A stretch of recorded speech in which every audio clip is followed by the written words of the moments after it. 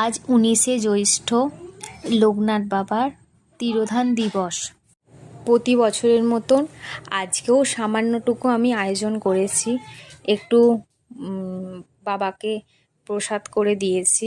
আজ করেছি খিচুড়ি, বেগুন ভাজা, পটল ভাজা, একটু চচ্চড়ি, একটু বাবার পরমান্ন, বাবা যেটা ভালোবাসে, একটু অমৃতি, সন্দেশ, এসব সামান্যটুকু একটু আয়োজন করেছি।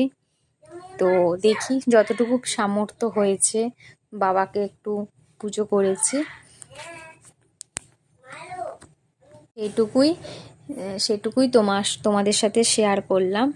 তো টাটা, বাই বাই, আজকের মতন গুড নাইট।